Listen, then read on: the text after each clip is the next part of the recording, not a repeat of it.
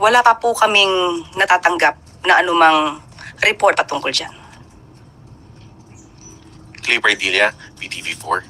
Morning po, Yusek. Yusek, what are the possible penalties and prison terms former President Duterte could face if convicted of the ICC's crime against humanity of murder? Thank you po. Yes, based on the law, the penalty could reach up to 30 years imprisonment. Oh my But it God. depends upon the defenses that can be availed of by the former president. Good morning, Yusek. Kahapon po ay may mga sinasabi pa rin yung kampo ni dating Pangulong Duterte na he was denied of his right, especially yung medical attention. Hindi po ba naibigay sa kanya yung standard operating procedures na i-undergo siya ng medical examination upon his arrest?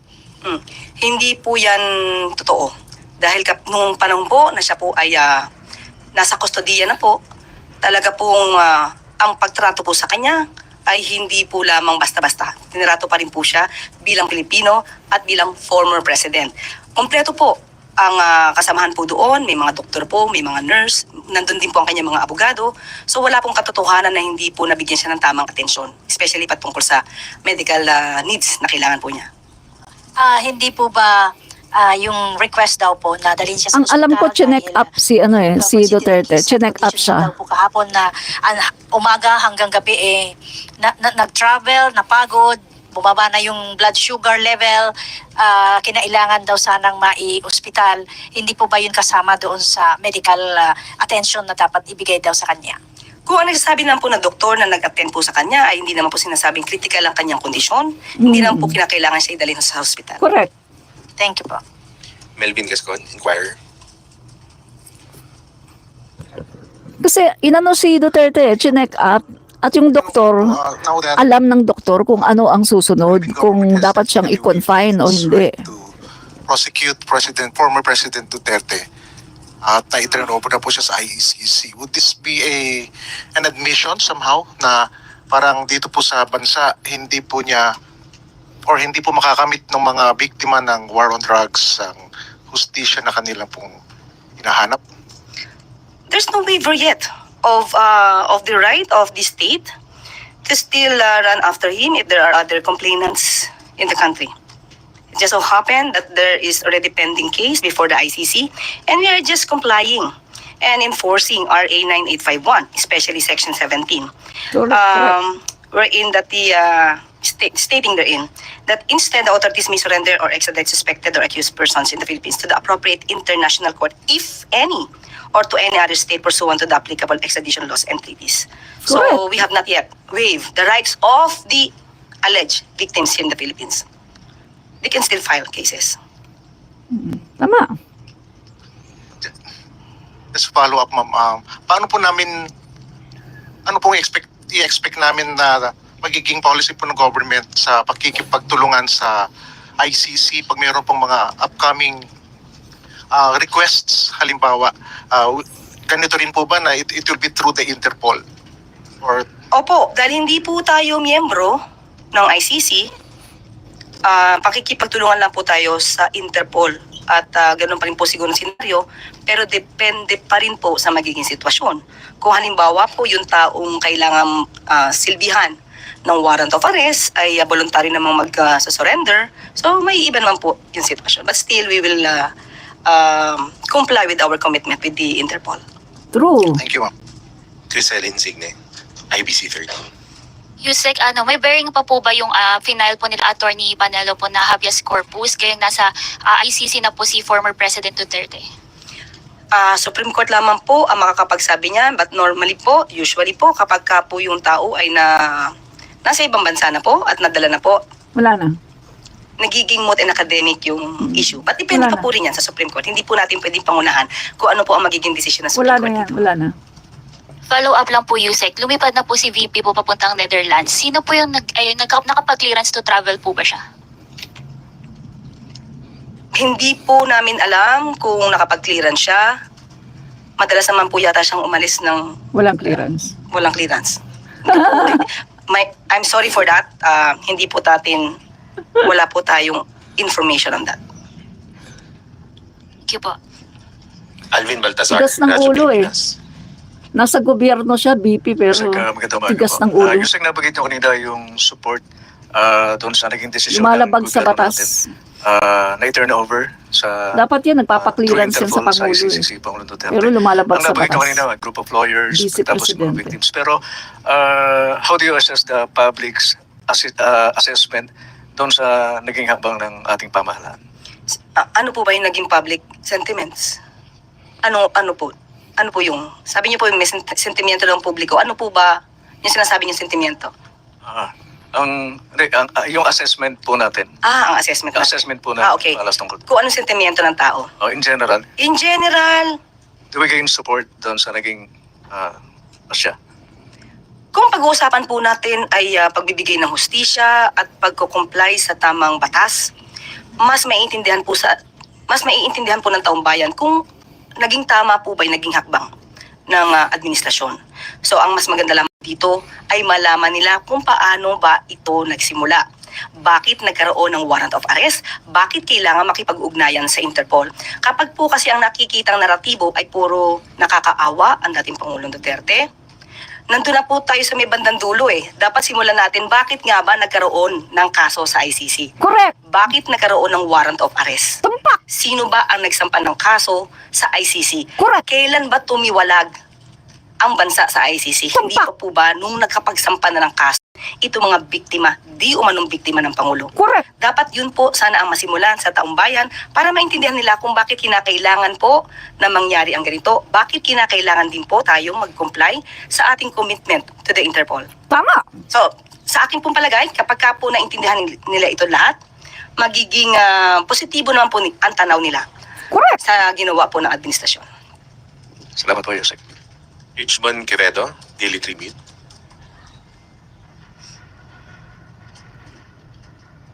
Hindi yung puro paawa-awa lang, hindi naman nakakaawa. Ano? There are concerns po that the former president was not given his day in court before being extradited. There are questions po between the time frame of his arrest, then the turnover po, departing the Philippines going to The Hague. It is also a concern po. Is this normal po ba with the situation like what happened po yesterday? Okay, he was not extradited in the first place. He was surrendered. It would be different from to surrender and to extradite. So I just have to correct on that. It is regular. What we did, what the government did was regular. It is based on the law, Correct. based on our own law, RA 9851. If you will say that it is normal, I can say it is, but this is the first time that we did this. So if you did everything based on the law, I think there could be no cut. True. Follow-up lang po, ma'am. On the next possible warrants on the other named caucus, as mentioned po as mentioned by Attorney Cristina Conti, will the Philippines push another coordination with Interpol? Just a clarification lang po na the same po ng movement as the events yesterday. Katulad po sabi natin, as of now, wala po kami na-receive na anumang information kung meron pa pong darating na warrant of arrest through the Interpol. Kung meron man po, ganun pa rin po ang magiging tugon namin. Kapag hiningi po ng Interpol ang tulong ng administrasyon, tutugon pa rin po tayo. Sabi nga rin po natin, magiging iba po siguro yung sitwasyon kung yung mga tao na maaaring maging subject of a warrant of arrest ay kusang magsusurrender. Hindi na po siguro kakailanganin yung naging drama po kahapon. True. Last na lang po, Yusek, from my end. Is the Philippines considering to rejoin the ICC? As of now po, we have not, there's no discussion on that. We will just cross the bridge when we get there. Wala pa po, as of now. Thank you, Yusek. Maricar Sargan, Brigada FM. Good morning, Yusek. Sa ambush interview po kagabi ni VP Sara, binanggit niya na yung pag-aresto kay dating Pangulong Rodrigo Duterte is parang state kidnapping daw po. Any reaction from the palace? State kidnapping. What does he mean by that? Now, what does she mean by that? State kidnapping. Well, I guess I have to stick with the word kidnapping. Ano-ano po ba yung elements ng kidnapping? Ba? pagkuha ng sapilitan True. ng walang otoridad. Correct. Yung pinakasimple. Yun ang pinakasimple para sa taong bayan. Una-una po, paano po magiging kidnapping kung may warrant of arrest? True. It was issued True. by an authority, by the court. Correct. Kapag ka po meron ng issuance ng anumang order from the court, we have to comply. Tama. Especially sa ating po nangyari ay through Interpol. Correct. Hindi po pwedeng kapag ka po nagsuserve ang sino mang otoridad, let's say sheriff, atin na lang po itong tatalikuran or ating sasaktan o True. ating susuntukin. Correct. Hindi po pwedeng ganun. Pangit Ano yun. po ang nandiyan dyan at Walang legal po breeding. na masasabi nating order from Ang the anak court. ni Duterte, We walang should breeding. No, we should Nagmumura abide pa. by that. So wala po ako nakikitang kidnapping dahil hindi nga po ito sa pwersahan. Correct. At lahat po ng elemento na dapat pong gamitin para maging masabing valid yung warrant of arrest Correct. at yung paghingi ng assistance. na Walang Interpol, breeding ay si nandiyan. Retokada. Ito po tayo ng papel. Minura pa si General Torres, si Retokada. Walang breeding. Nigel, 6:30.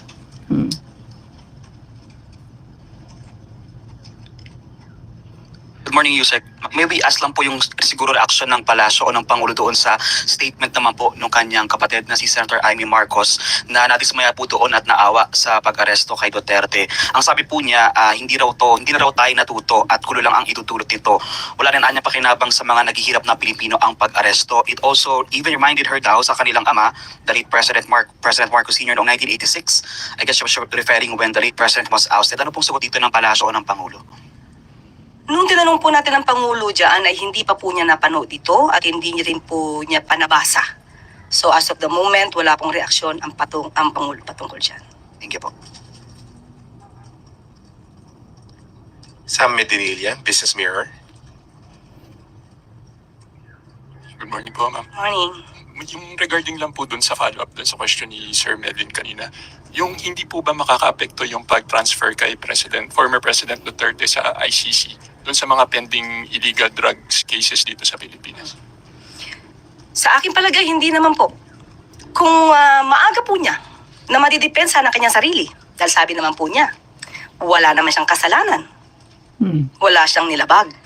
So napakadali po kay dating Pangulong Duterte. Correct. Sa kanyang palagay, na malulusutan niya ang hearing sa ICC.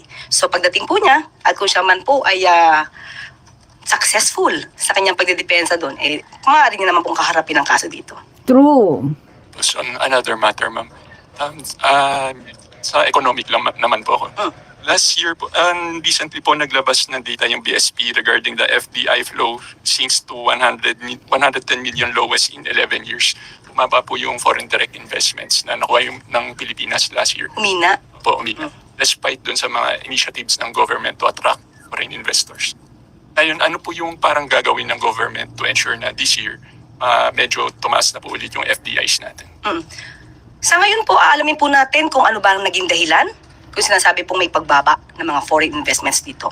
Kasi paminsan-minsan po, yung ibang mga records po natin, nasasabi na po ay tumaas ang investment sa Pilipinas. So alamin po natin yan at kung meron pong pagkukulang at gagawan po agad ng paraan ng mga business experts at ng ating mga head ng agencies para po matuguran kung ano man po ang magiging resulta o epekto po nito. Pero last question na po. Pero recently, hindi pa po ito na-discuss with President Marcos po, yung FDIs. Kung as of now po, wala po ako sa meeting ng patungkol dyan.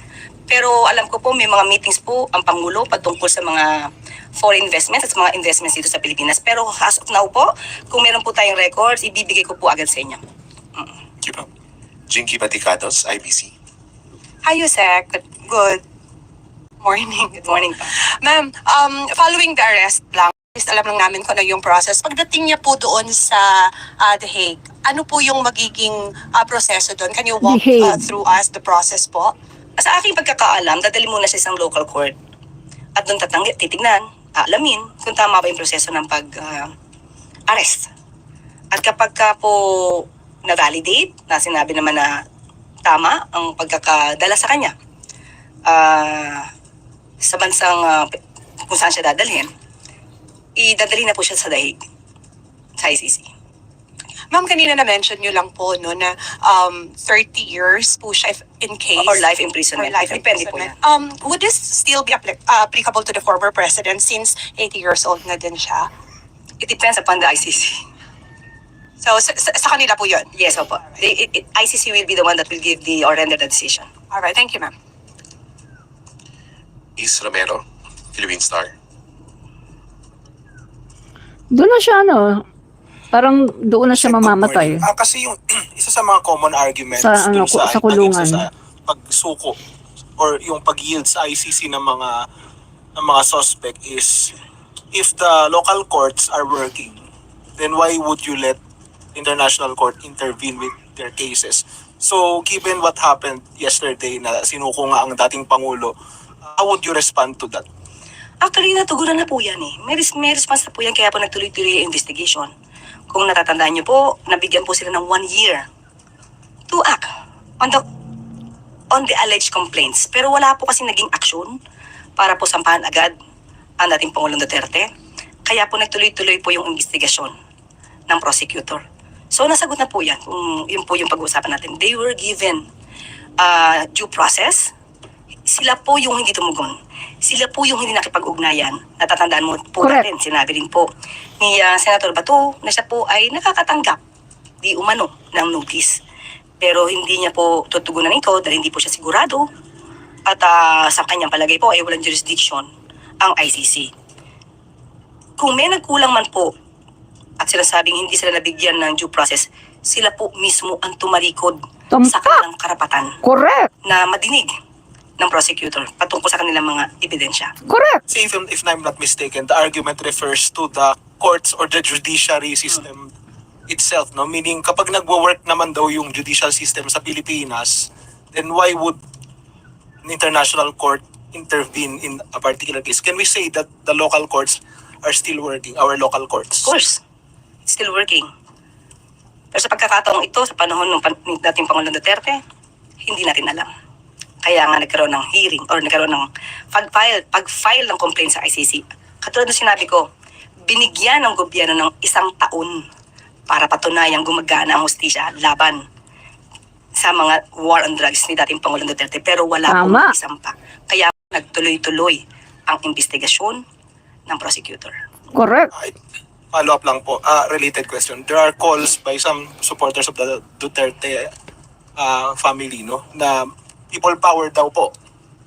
Mag-launch daw ng people power in support of the former president, and some are calling on people na pumunta sa streets. What do you say to those kinds of statements? Hindi po ba pagbabagsak ito ng gobyerno? Unang-una po, may warrant of arrest. Pangalawa, may case na nakafile. Pangatlo, may mga di umanong biktima na magsasalita Correct. patungkol sa kaso. True. Hindi po 30,000. ito basta gawa-gawa. 30,000. May mga biktima. Hindi ito pagpaplanta ng ebidensya. Correct. Hindi galing ang kaso sa Pilipinas. Ito, ang kaso ay pending sa ICC.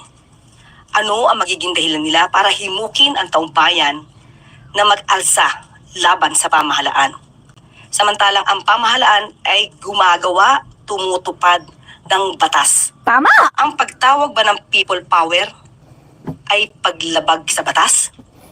Dapat ang mga tao ngayon, ang mga kababayan natin, mag-isip, alamin, ano ba ang nangyayari? Ang kasong ito sa ICC ay hindi gawa-gawa ng pamahalaan. Correct. Gawa ito sa panahon ni dating Pangulong Duterte. True. Gawa ito ng war on drugs ni dating Pangulong Correct. Duterte. At aminado siya rito. Tama. Bakit isisisi ang pag-i-issue ng warrant of arrest? Correct. Pagpapadala sa kanya sa ICC. Kung siya mismo, sinabi ni dating Pangulong Duterte, sue me. I will take all the legal responsibilities on this. Correct. Bakit tayo ngayon umiiyak? Samantalang pinapatupad lang naman natin kung ano ang nasa batas. Tama.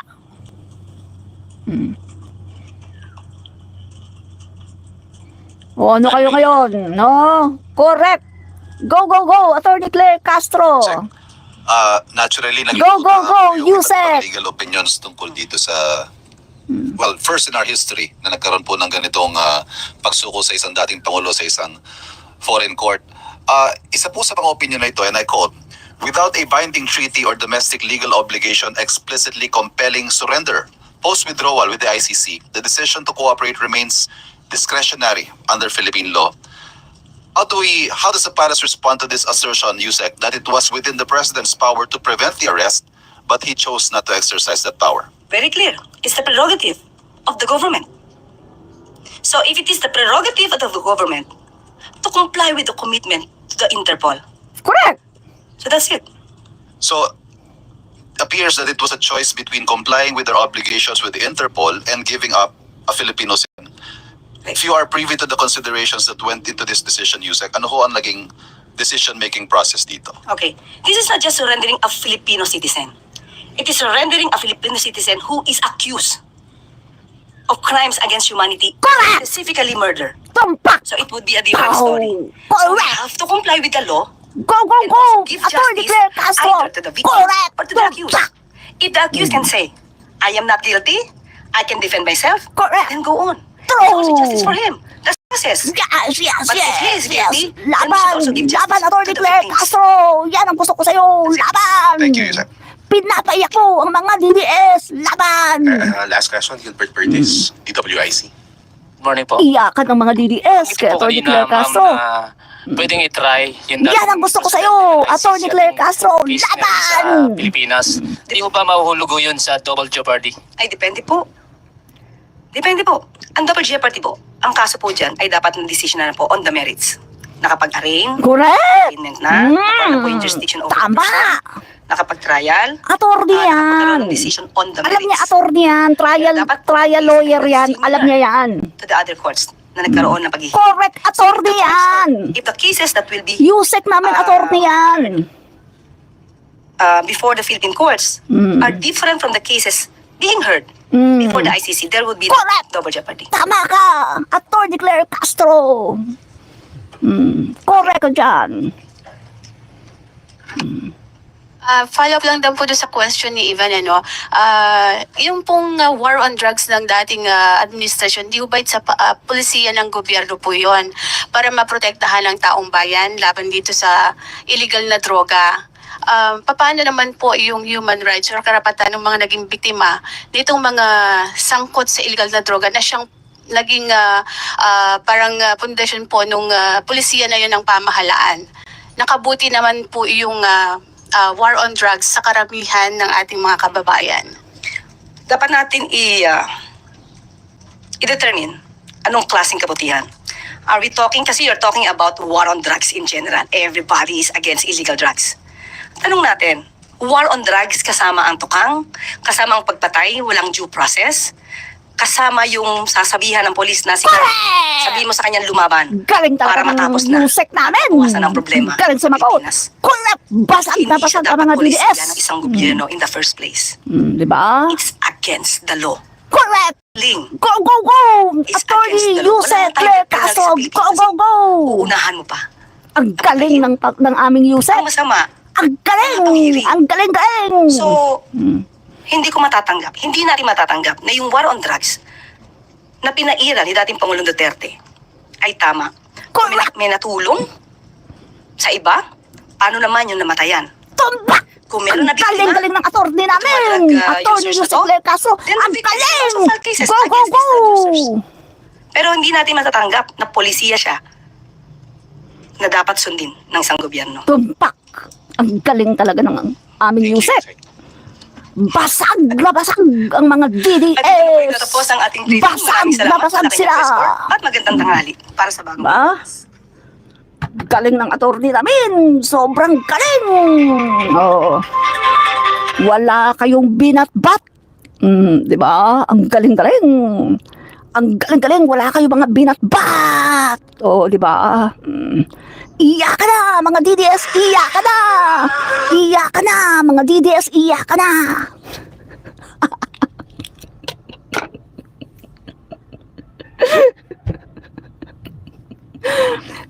kaya nagagalit sa akin yung mga DDS eh. Lakas ko kasi mang asar eh.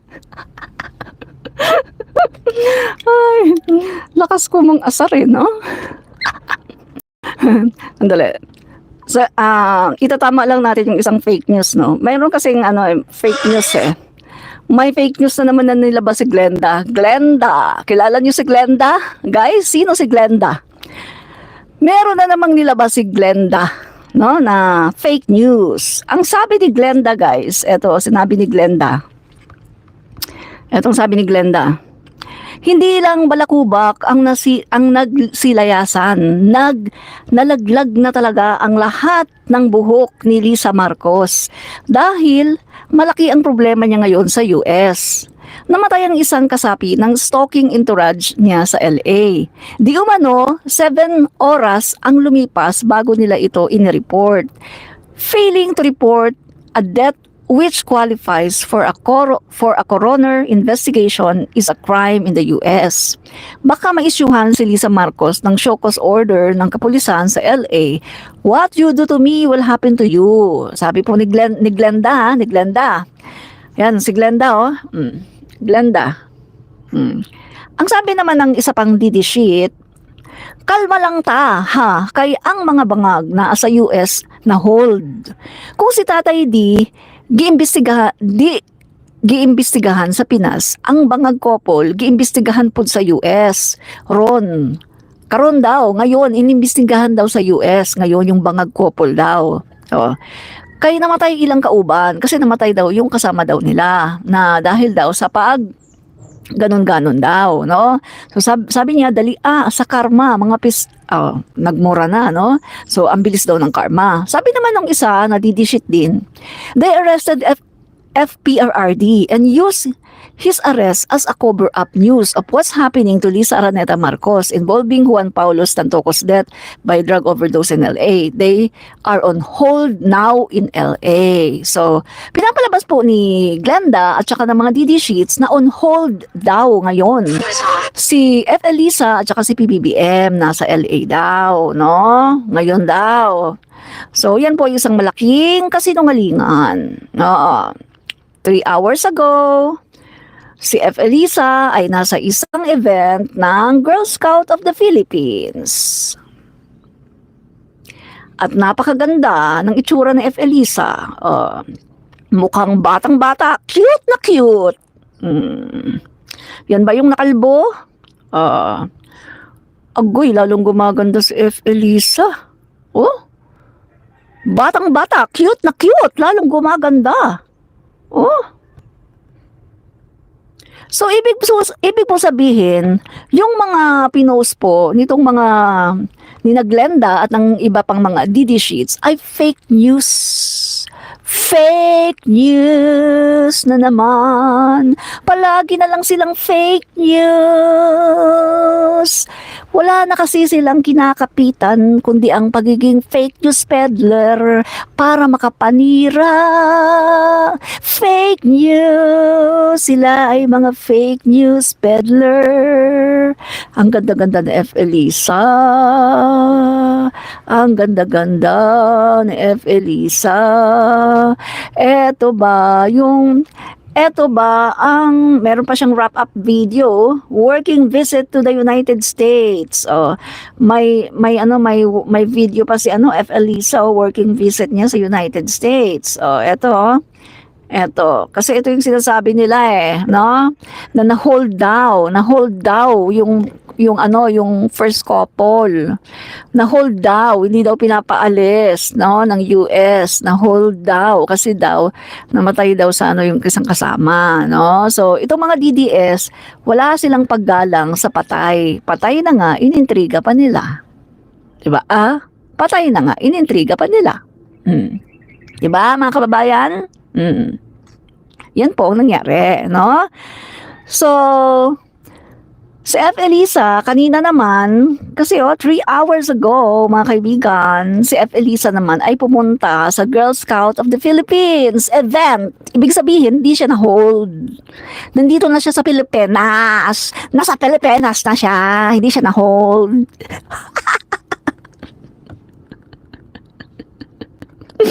So, grabe, no? Grabe makapang fake news ang mga dideshets. Diyan na lang sila bumabawi sa pag-fake news. Kaso, lahat ng fake news nila, ang bilis-bilis lang naman ma-debunk at ang bilis-bilis lang naman malaman na fake news. Ang resulta, sila, sa kakagawa nila ng fake news, nawawala na sila ng credibility. Biruin mo si Glenda, ha? Glenda. Lawyer yan. Lawyer yan si Glenda. Pero fake news peddler, walang ginawa kundi mag-fake news. Sinayang mo lang, Glenda, ang iyong vocation, no? Bilang isang lawyer. Kasi masyado ka nang bumababa mo na. Masyado mong binababa ang iyong level. Ikaw, from lawyer to fake news peddler. Nakakaawa ka, Glenda. Para lang makapanira ka sa first couple, mag-fake news ka. Kamukat-mukat mo, ang bilis-bilis i-debunk ng fake news mo. 'Di ba?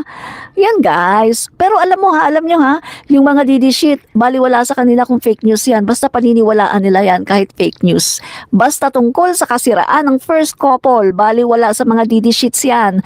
Basta paniniwalaan nila yan kahit na alam nilang fake news. Ganyan ang mindset ng mga didishits. Sila kasi ay pinanganak ng mga walang utak. 'Di ba? Pinanganak sila ng mga walang utak. Sabi naman ni Domab TV, sabi nga po, weather lang yan. Pagdating po ng 2028, tingnan ko lang po kung makangiti pa kayo. Wow! Ginagawa yan, hindi sinasabi. Wala naman kayong botante. Consistent consistent. Pag tinatanong, sino ang pro Marcos? Sino ang pro Duterte? Palagi kayong bagsak. Yung last na survey 16% lang kayo, 36% ang pro Marcos. Wala kayo, consistent yan. Pro Marcos mataas. At saka isa pa, talaga namang wala naman talaga kayong tao. Dahil si Duterte nanalo lang dahil sa boto ng mga Marcos loyalists at Marcos supporters. Wala naman talagang botante si Duterte. Kasi kung merong botante si Duterte, dapat na ipanalo niya sana si Cayetano. Tingnan mo yung boto ni PBBM during that time, 2016. Parehong-pareho sa boto ni Duterte. Kasi nga, ang bumoto kay PBBM, loyalista at Marcos loyalist, yun din ang bumoto kay Duterte. Doon pa lang makikita nyo na Cayetano, Vice Presidente ni Digong, hindi niya naipanalo. 6 million lang ang boto. 6 million only ang boto ni Duterte, ay ni Cayetano. Pero si Duterte umabot ng 16 million, di ba? Si PBBM, 16 million din, up. Doon mo makikita. Ang bumoto kay Duterte, yun ang Marcos loyalists and Marcos supporters. At baka nakakalimutan nyo na itong si Duterte pumunta sa Ilocos, sa bahay ni Apo Lakay, at lumuhod at humingi ng suporta sa Marcos family. Baka nakakalimutan nyo yan. Kaya siya nanalo. Kung hindi niya ginamit ang mga Marcos at ang pangalan ni Apo Lakay, wala tayong Duterte na Pangulo. Dahil wag ka, mas sikat naman si Grace Poe, mas sikat naman si Binay, at mas sikat naman si Rojas. Yan ang katotohanan. Hindi naman sikat si Duterte. Walang nakakilala sa kanya. Davao lang yan, Davao. Local. Hindi siya kilala. Pero nung naging Pangulo na ng Pilipinas, ang yabang, ang taas ng ere. Walang kinikilala. Ingrato. Tingnan mo, nung tumakbo si PBBM, sinira-siraan niya. Ingrato. Hindi marunong tumanaw ng utang na loob. Ang laki-laki ng utang na loob ni Duterte sa Marcoses. Dahil unang-una sa lahat, hindi siya mananalo kung hindi siya sinuportahan ng Marcos family. Hindi siya mananalo dahil wala siyang botante. Davao City lang ang boboto sa kanya, hindi pa solid. Kasi meron mga taga Davao Leni, meron mga taga Davao Grace Poe, meron Binay, at iba-iba ang mga sinusuportahan. Hindi solid ang Davao City kay Duterte. Hindi talaga siya mananalo. Wala siyang tsansa na manalo si Duterte kung hindi niya kung hindi siya naglumuhod sa mga Marcos, kung hindi siya pumunta sa Ilocos Norte sa bahay ni Apo Lakay at naglumuhod sa Marcos family, nabigyan siya ng suporta, hindi mananalo ang Duterte. Kaya pasalamat kayo, ang laki ng utang na loob nyo sa Marcos family at ang laki ng utang na loob nyo sa mga loyalista at Marcos supporters. Mga wala kayong mga ingrato kayo, mga wala kayong hiya, hindi kayo marunong magpasalamat sa mga loyalista at mga Marcos supporters, mga ingrato, mga walang hiya.